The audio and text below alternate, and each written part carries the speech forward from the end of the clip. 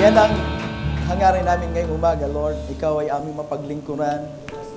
Pasalamatan ka sa mga bagay na nangyari sa aming buhay, Panginoon, Lord. At tila lalong lumalapit ang araw ng iyong pagbabalik, ay lalong nagiging malalim ang aming relasyon sa iyo. Panginoon, samahan mo muli kami sa isang pagtitipong ito. Naniniwala kami, Panginoon, Lord, na hindi pa rin kumukupas ang iyong kapangyarihan. Hindi pa rin nawawala ang bisa nito, Panginoon, upang puspusin ang aming mga puso, Panginoon. Upang maging dalisay ito, maging malinis ito, upang magkaroon kami ng magandang patutuo sa sanlibutan. O God, salamat po at kami iningatan mong lahat na makaparito sa lugar na ito, naligtas, Panginoon, upang, Panginoon, ibigay namin sa iyo ang buong lakas namin, ang buong buhay namin, Panginoon, bilang haing buhay, kayaya sa iyong harapan. We also pray for Pastor Ray, Lord, sa mandako siya ngayon naroon.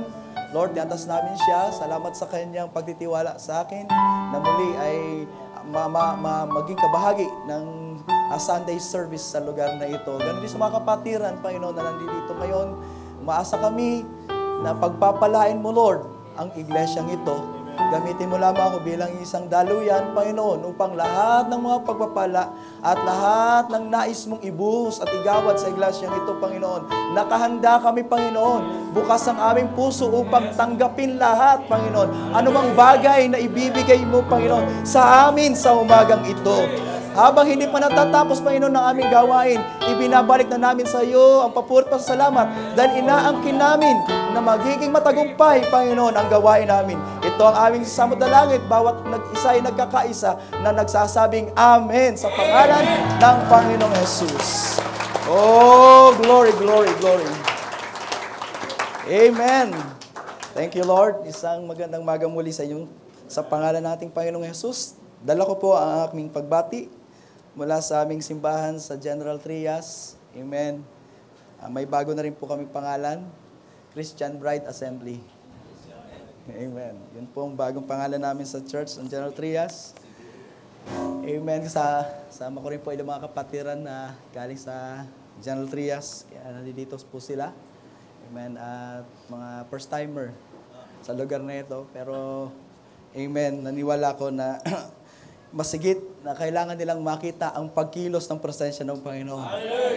Amen. Dahil siya ay, amen, nararanasan natin sa ating buong buhay. Sa hindi po pagpapakatagal, bago kayo papuin, basahin natin ang Genesis chapter 5, verse 21. Genesis chapter 5, verse 21 hanggang 24. Amen. Ang pamagat po ng ating mensahe sa umagang ito ay the bride's testimony before the rapture. And how many knows na ang layunin natin kung bakit tayo ay laging sabik sa gawain ng Panginoon dahil, amen, malapit na ang rapture. Amen? Hallelujah. So, Genesis chapter 5, verse 21, and Enoch lived 65 years and begat Methuselah. And Enoch walked with God after he begat Methuselah 300 years and begat sons and daughters. And all the days of Enoch were 365 years. And Enoch walked with God, and he was not, for God took him. Amen. Jude 1:14. And Enoch also, the seventh from Adam, prophesied of this, saying, Behold, the Lord cometh with 10,000 of his saints. And last scripture, Hebrews 11, verse 5. By faith, Enoch was translated, meaning to say, na-rapture siya, that he should not see death, and was not found, because God had translated him. Amen. For before his translation, he had this testimony. For before the rapture, he had this testimony that he pleased God. These are the words of the Lord. Amen. You now be seated. Amen. Thank you, Lord.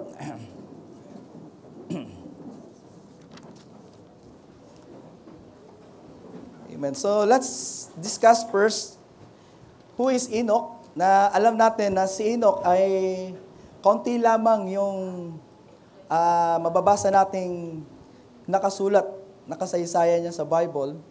Pero magbibigay siya sa atin ng isang magandang paghahalimbawa dahil alam natin na si Enoch ay na-rapture na siya namang katipo ng bride sa huling mga araw. Enoch was seventh from Adam. Amen. According to Jude. From Adam hanggang kay Enoch, si Enoch ay pang-7. At si Enoch ang pang-7 sanlilahi na na-rapture. Praise the Lord. Ang ibig sabihin ng salitang Enoch ay dedicated. Is the Lord. So we are looking for the bride who is dedicated. Hallelujah. The son of Jared and father of Methuselah. So sabi dito sa Genesis chapter 5 verse 24, Enoch walked with God. Walk, ang ibig sabihin ng salitang walk dito, galing sa salitang hawlak, ng sabing to go. Amen. Come, depart, proceed, move, go away. In other words, ang ibig sabihin pala ng walk ay progressive. Nagpapatuloy. Hindi nagbabackslide. Amen. Hindi, nagdadalawang isip, hindi nagdududa. Lagi siya nagpapatuloy. Kaya naniniwala ko kung may Enoch nung araw na binabasa natin sa Genesis chapter 5 verse 24, walk with God, there is also Enoch for today na nagpapatuloy. Amen. Hallelujah. Kahit na maraming mga pagsubok at mga problema dumarating, amen, hindi niya ito tinitingnan dahil nakakabit sa kanyang katauhan. Ang ibig sabihin, mapagpatuloy. Hindi mapag-atras. Amen. At laging nagpapatuloy siya kahit na ano pa man ang mangyari. He go away. He go forward. Amen. Sabi ni Scriptures, let us go on unto perfection. Amen. At yan ang buhay na taglay ngayon ng bride. Amen. Magpapatuloy tayo kahit na mayroong krisis. Kahit na mayroong mga problema sa gobyerno. May political dynasty. Amen. At malakas ang atake ng kaaway at ng Antikristo. Ang bride kahit anong mangyari, magpapatuloy siya. Hallelujah. Amen. He walked with God and he was not, for God took him. Amen.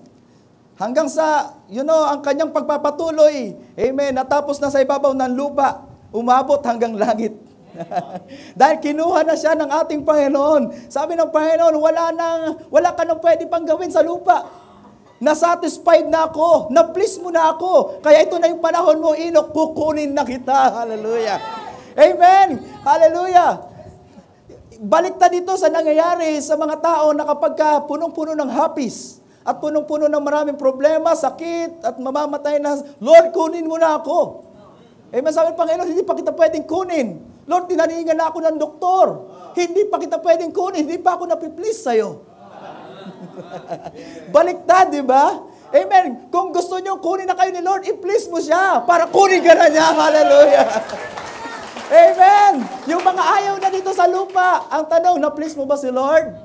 Kung na-please mo siya, baka mamaya kukunin ka na niya.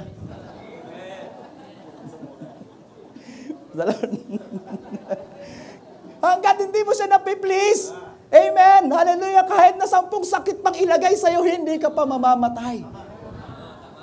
Kahit anong klaseng cancer yung sakit mo ngayon, hanggat hindi pa tapos si Lord sa'yo, mananatili ka rito sa ibabaw ng lupa. Hallelujah! Kahit na sabihin mo, Lord, wala naman akong sakit at napakaganda ng aking pakiramdam, pero napiplease kita, walang kinalaman ng sakit para kunin ka ni Lord. Kahit na maganda ang health condition mo, basta na-please mo si Lord, no matter what conditions you have, kukunin ka na ni Lord. Kasi bakit? Gusto ka na maka-fellowship ng ating Panginoon. Hallelujah! Hallelujah! At hindi ka na niya pahihirapan pa. Amen? Kaya doon sorry to say, pagka marami kang problema at di mo napiplease si Lord, maghihirap ka pa rin. Magdudusa ka pa rin. Amen? Pero kung gusto mo nang umalis din sa ibabaw ng lupa, just try to please Him. Amen? Saglit lang yon. God will took you. Sabi na salitang took, galing to sa Laukak, na ang ibig sabihin to take, get, fetch, lay, hold, of, seize, receive, acquire, buy, bring, marry, take a wife. Hindi pala ibig sabihin nun, take a wife. Kaya pala ang bride, pagka inagaw, amen, gagawin niya tayong asawa. Take a wife. When God took the bride, God took a wife. Amen. Asawa niya tayo, mga kapatid. Snatch. So, kasi kalitulan sa salitang rapture, caught up. It's not up. Take away. Hallelujah. So, ibig sabihin pala ng salitang took, rapture. Amen. Ira-rapture niya tayo. So, Enoch also a prophet. Dahil nag-prophesy siya, di ba? Sabi niya, Enoch also the seventh from Adam prophesied of this, saying, Behold, the Lord cometh with 10,000 of His saints. So marami pala ang mga elect ng Panginoon. So hindi lang tayo 50, 100, marami, 1,000, 10,000 of His saints. Praise the Lord. Marahil hindi mo nakikita ngayon yan dito. Dahil iilan lang tayo, mga kapatid. Pero huwag kang mag-alala. Nagkalat sa buong Pilipinas ang mga nobya ni Kristo. Amen! Hallelujah! At makikita nyo sila pagdating na ng rapture. Bride ka rin pala. Amen! Praise the Lord! Amen! Dahil marami ang mga kabahagi ng Panginoon. Sabi natin 10,000. Marami po ba yun o hindi? Konti lang yun. Amen? Konti lang yun. Sa dami, ilang bilyon ang tao sa mundo ngayon? 7 billion. Tapos ito, 10,000 lang. Sabi ng scriptures, you are one of the few. You are one in a million. Amen? Hallelujah. Pinapakita lang ito na sa dinami-dami ng mga tao sa ibabaw ng lupa, bagamat marami ang kumikilala sa Diyos, pero iilan lang, amen, ang dedicated. Iilan lang yung katulad ni Enoch.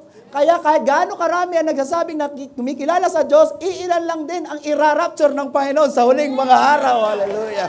At ang qualifications, yung dedication. Amen. Natin sa ating paglilingkod. Okay, Hebrews 11:5. By faith, Enoch was translated. Translated, ang ibig sabihin niyan sa Greek ay metataimi. Yan. Translate, carry over, remove, change. Kaya may body change. Amen. Turn, to transpose two things from one of which is put in place of the other. To transfer, to change. To transfer oneself or suffer oneself to be transferred. Magandang term yan. Suffer oneself to be transferred. Para ma-transfer kayo, para mapalitan ang inyong katawan, may konting suffering. Sabi nga nila, konti lang ba? Ang nakalagay doon sa para ma-perfect tayo, long suffering. Di ba? Yung konti kasi hindi naman tayo, yung long suffering kasi mahaba lang. Pakunti-kunting mga pagsubok, pero medyo mahaba-haba yun. Simula nang tanggapin mo ang end-time message, ang mensaheng ito, amen, may suffering ka na. Pero yung suffering na yun, ang nagde-develop doon sa iyong kaluluwa para mag-matured. Hallelujah! Marahil nagre-reklamo na ang isip mo.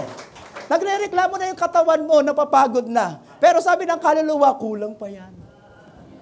Kasi may dine-develop doon sa kaluluwa mo na siyang pinagmamature ng Diyos hanggang sa ma-achieve mo. Amen. Yung sukat na require ng Diyos, then you can now be transferred and translated. Amen. Hallelujah. Kaya tumanggap lang kayo na tumanggap ng mga trials. Amen. Natutuwa yung kaluluwa natin kasi nagmamature siya. Amen. Huwag kayong tumingin doon sa magandang bagay lang. Oh, marami akong blessings yun. Hindi magpapamature yan. Could you imagine si Job? Sabi ni Satanas sa kanya, di bakit panahog? Kaya lang naman nagwo-worship sa'yo si Job kasi pinagpapala mo siya eh. Marami siyang substance. Pero subukan mo mawala yan ng substance. Tingnan mo kung sumpahin ka na yan. Could you imagine? Kaya lang daw kayo nagwo-worship dahil may bago kang bahay? Kaya ka nag-worship, kaya ka umaten ngayon kasi gusto mo i-display yung bago mong baro? Kaya ka umaten ngayon kasi gusto mong magpatotoo, may bago akong trabaho o may bago akong girlfriend. O pinagaling ka ng Panginoon sa iyong sakit. Amen. Praise the Lord. I don't believe na hindi ka umaten ngayon dahil pinagaling ka lang ng Panginoon sa iyong sakit. Kahit may sakit ka, dapat nandito ka pa rin. Hallelujah! Kahit wala kang trabaho, dapat nandito ka pa rin. Amen? Hindi yung masasaganang bagay nagpapamature sa atin. Doon sa panahon na walang-wala tayo. Doon sa panahon marami tayong problema. Doon sa tinaningan ka na ng doktor. Doon sa walang-wala ka ng finances support. Pero doon, sasamahan ka ng Panginoon. Hallelujah! Amen! Hindi doon sa panahon na marangyak ka. At marami kang tinatamasa, katulad ni Job na sinasabi sa kanya lang kaaway, kaya ka na nang pinupuri niya, kaya ka na naman siya masyadong dedicated sa'yo kasi binibless mo siya ng gusto. Tanggalin mo lahat ng blessings sa'yo, anong gagawin yan? Baka umalis na yan dyan sa Elect Bright Assembly. Pero, baliktad sa iniisip ng kaaway kay Job. At naniniwala ko, baliktad din ang iniisip niya sa inyo ngayon. Amen! Nagkamali siya ng pinaratangan. Nagkamali siya ng sinabihan na kayo ay kaya lang nagpupuri dahil binibless kayo ng Panginoon. Dahil alam natin, oo, kahit ang pagsubok ay tinuturing nating pagpapala, kaya nagpupuri tayo sa ating Panginoon. Hallelujah! Amen! Hindi doon sa panahon na nasa taas ka sa tugatog ng tagumpay. Hindi doon sa tugatog ng tagumpay, maging doon sa pinakamababang bahagi ng pinagdadaanan mong buhay. You can still raise your head. You can still worship God. Amen. You can still lift up your voice. Amen. Dahil ang tunay na nobya hindi nakatingin sa mga bagay na yun. Masinahan pa yung mga malalalim na bagay dahil mayroong hinuhubog sa kanyang puso. Hallelujah! Amen. Amen. Dahil sa panahon na nandun sa pinakamababang bahagi na nilalait-lait ka ng mga tao. Amen. Hindi nagpabaya si Lord. Even in hell, si Jesus nandun, hindi siya pinabayaan. Amen. Hallelujah. Sabi pa nga, yun ang pinaka-most overcoming niya. Could you imagine Jesus? Ano pinakamatindi niyang pagsubok ang pumunta dun sa hell? Gusto niya nang atrasan niya, di ba? Nasa Garden of Gethsemane siya. Gusto niya umatras, Ama, bilang tao hindi ko to kaya. At kayo mga kapatid, bilang tao, hindi nyo rin yan kaya. Kaya marami nagtataka sa inyo, bakit hanggang ngayon nananatili ka pa rin masigasig sa paglilingkod? Praise the Lord. Anong sabi ng Panginoon? Subalit, Panginoon, bagamat ayaw ko, ang kalooban mo na rin pala ang masunod. Ang kalooban mo pa rin, nawa ang masunod sa aking buhay. Amen. Sino gusto ng pagsubok? Sino gusto magkasakit tayo? Sino gusto mamatayan ng kamag-anak?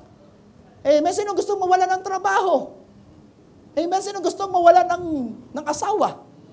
O ng girlfriend, ng boyfriend? At lahat. Hindi makapag-aral.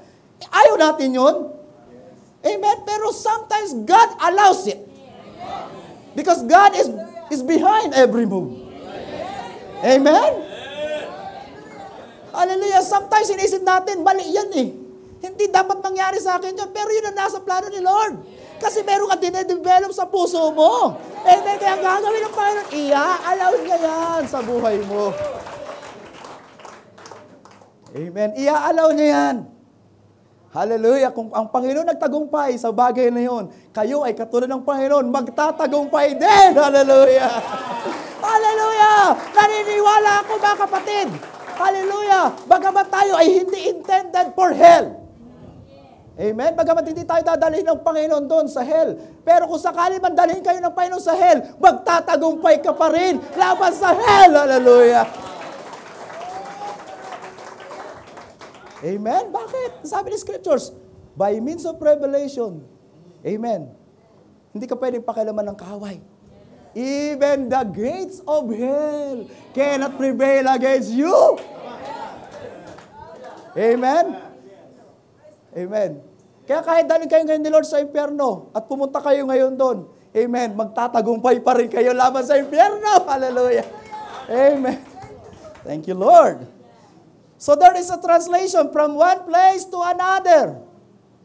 Amen. May spiritual rapture, may physical rapture. Yung tunay na magpapalit tayo ng katawan. Pero kung kayo tunay na mayroong spiritual rapture, yung katawan nyo nagbago na din. Amen. Yung gawin nyo, yung kilos nyo, yung pananamit nyo, yung pag-iisip nyo, yung panalita nyo, nagbago na lahat yun. There is a change in your life now. Yun ang totoong born again. Yun yung puspos ka ng Holy Spirit. Amen. Mayroon ng rapture sa puso mo na unti-unti nang imamanifest mo. Amen. Sa ibabaw ng lupa. Kaya ang requirement para sa physical rapture, yung may spiritual rapture. Dahil nagkaroon siya ng transfer of life. From carnal to amen, spiritual. Amen? Hallelujah.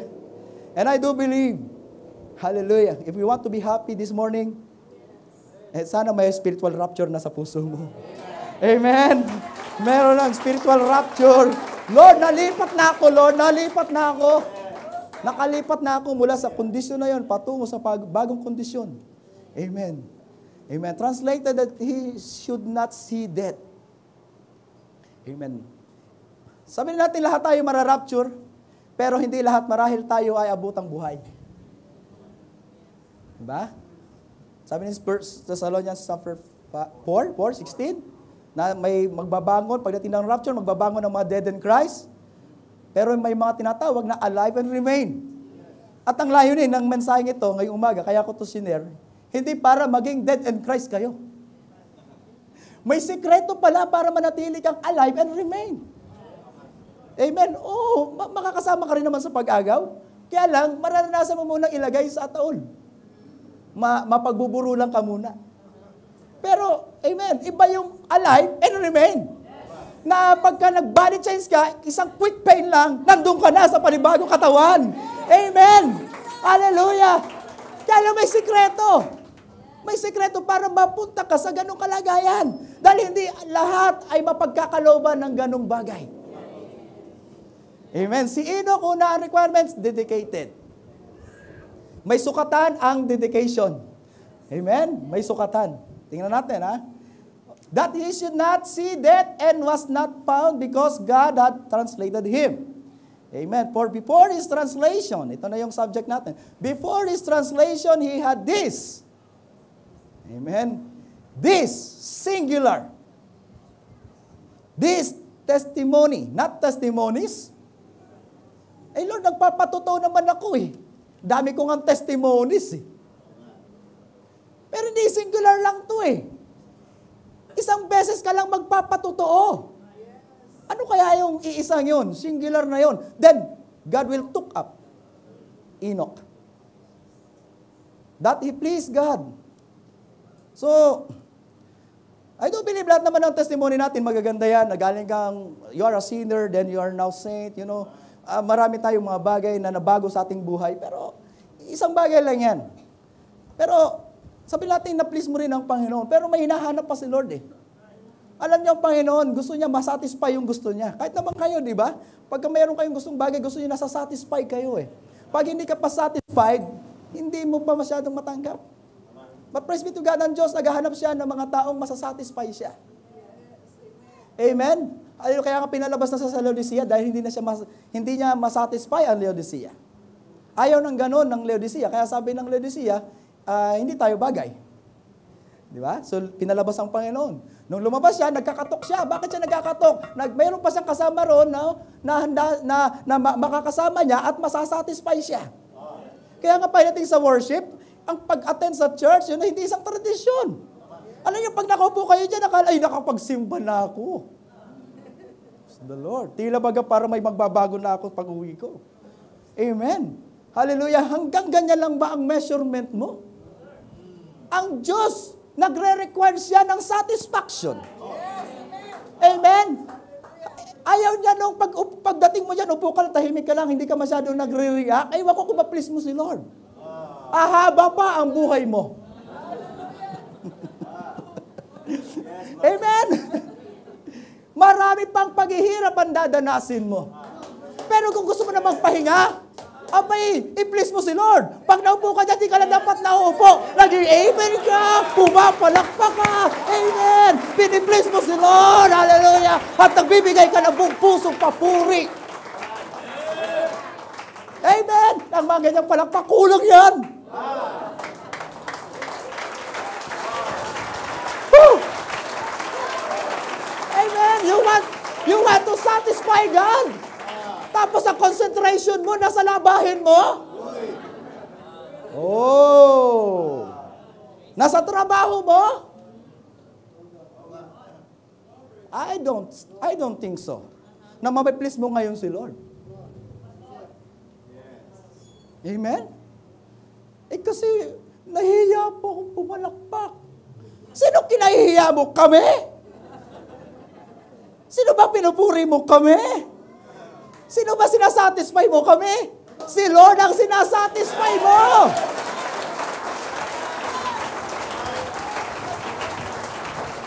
Amen? Kung dito pa lang, amen, lagi-lagi na nga kayong magkakasama. Tapos nagkakahiyaan pa kayo, bitin pa yung palakpak ko. Amen. Meron pa tayo sukatan ng pagganang palakpak, mahina ang blessing. Wala naman eh. Pero nasaan yung poise mo? Nasaan yung poise mo? Pag pumapalakpak ka, huwag dapat bitin. Woo! Glory! Woo! Praise God, Lord! Thank you, Lord! Amen! Amen! Hallelujah! Bakit you must be proud of na mayroon ng rapture na nagaganap sa iyong puso? Hallelujah! Amen! May nagaganap ng rapture! Amen! You must be proud of. Habang naririnig mo ang mensahe ito, may kumikilo sa iyong puso na tila mga nililipat ka na ng Panginoon papunta sa isang lugar. Woo! Hallelujah! Amen! Amen! Kaya pagka nasatisfied na si Lord, amen, baka pagkatapos ng gawain na to, we will go home. By and by the morning comes. Amen. I'll fly away, bye-bye na. Amen. Kaya ba mag-anak kang pumalakpak kayo dahil magandang upuan mo? Dahil nasa sikat kang upuan, may pangalan ito. Naka-reserve ito para sa akin. Amen? Hallelujah. Hindi kumikilos si Lord sa upuan. Amen? Kumikilos siya dyan sa puso mo. Amen! Hallelujah! Amen! Oh my! Hallelujah! Before his translation, he had this testimony that is pleased God. Ibig sabihin ng testimony, bear witness. As a true witness, nagdadala tayo ng magandang patutuo. Amen? Hindi tayo yung nagpapatutuo na nanguhula. Kundi yung buhay na nare-reflect natin sa ibabaw ng lupa ay totoong-totoo dahil nagre-reflect tayo doon sa salamin ng salita ng Diyos. Ibig ko imagine yung ginto, binabaliktad-baliktad niya yan. Para pagka kuminis na, at yun pag hindi pa rin nakikita ang image nung nagpupukpuk doon, may pupukpukin pa siya ng pupukpukin. Amen? At alam nyo, yung palo minsan, depende sa reflection nyo. Kapag masyadong Panginoon, hindi pa niya talaga maaninag ang image. Amen? Ay, sasagarin niya. Matigas ka pa rin talaga. It's the Lord. Pero pagka medyo nakikita niya na yung kinis, ay, minsan, paano na lang, ipapunas-punas na lang. It's the Lord. Amen? Kaya kung napapansin mo, dumadaan ka sa matinding pagsubok, mukhang matinding pukpuk ng Panginoon sa'yo ngayon. Amen? Praise the Lord. Pero kapag tinanong ka, sis, kumusta ka na? All is well. All is well. Amen. Papunas-punas. Amen? Papunas-punas na lang. Pero yung isip at yung katawan, nagre-reklamo, pero sabi ng puso, we have heard the message, shalom, all is well. Amen? Yung pala, busted. Palibasan na rapture na yung kanyang puso, kaya okay lang. Diba?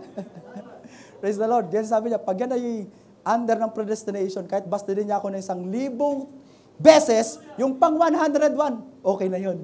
Ang pang 1,001, sasagutin niya na ako. Amen! Amen! May requirement kasi. May dinedevelop si Lord eh. Amen? Praise the Lord.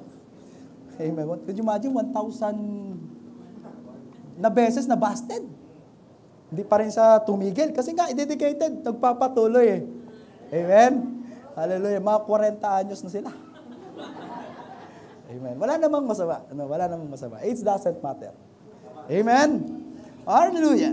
So, ibig sabihin ng testimony, to bear witness, testify, bear record. Yung testimony nyo ay may record. Kada kilos mo, amen, yung aura mo, kung paano ka nagalit sa aso mo, amen, kung paano mo inaway yung kapitbahay mo, ay naka-record yun. Sabi dito, bear record, nire-record ni Lord. Meron siyang, yun, katulad nitong video na to, nagre-record siya. Kaya lahat ng mga pangit na palakpak dyan, kita dyan eh. Praise the Lord.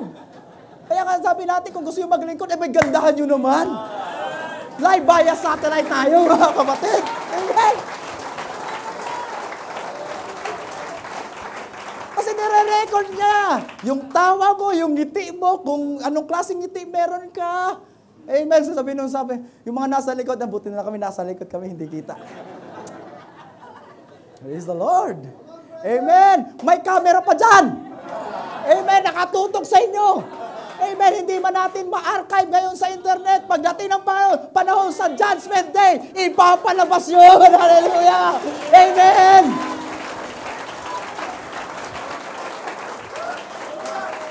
Saan ka kayo tatakas? Saan ka kayo tatakas? Yung mga nasa harapan, yari silang unang hahatulan. At ang pinamabigat na paghatol ngayon sa ibabaw ng lupa, hindi sa Supreme Court. Amen. Judgment begins at the house of God. Hallelujah. Amen. Dito tayo magpapahatol.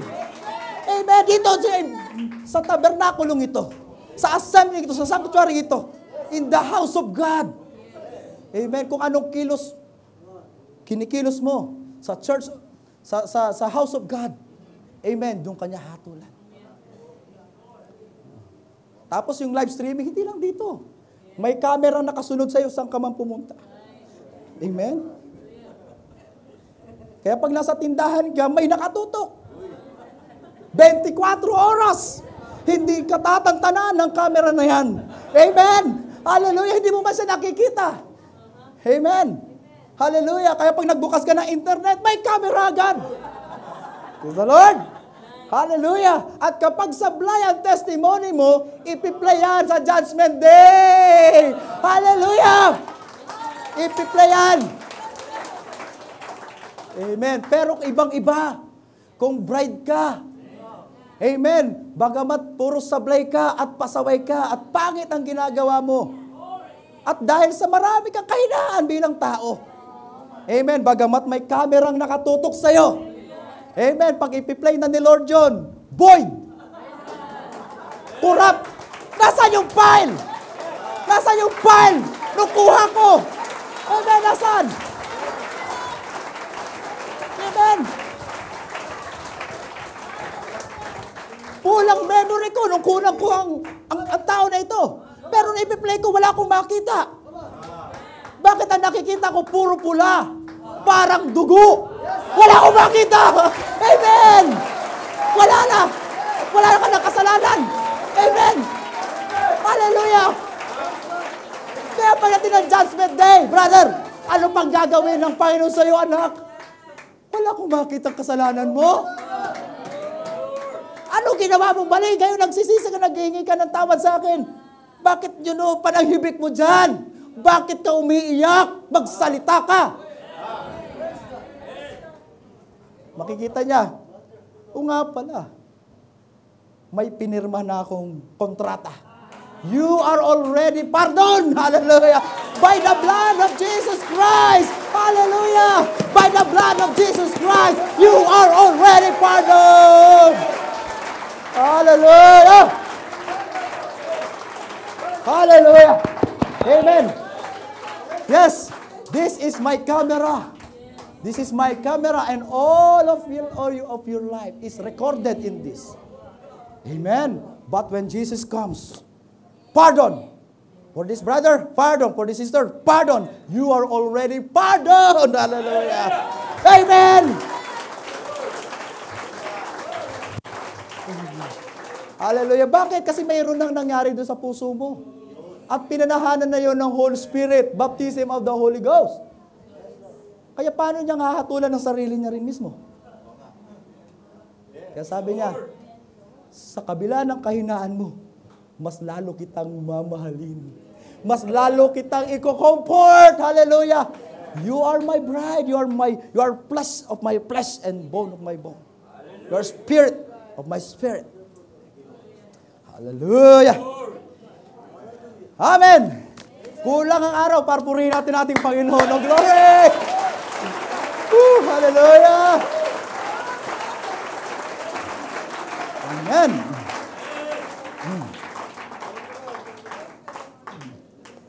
But from the beginning, okay, punta na po tayo sa mga quote para makatapos po tayo. But instead of just being honest and sticking with the principles, that's the way the people get today in all walks of life. And that's the way that churches get. This church, other churches. Instead of coming out and facing the facts of what God said, we try to find a loophole to justify our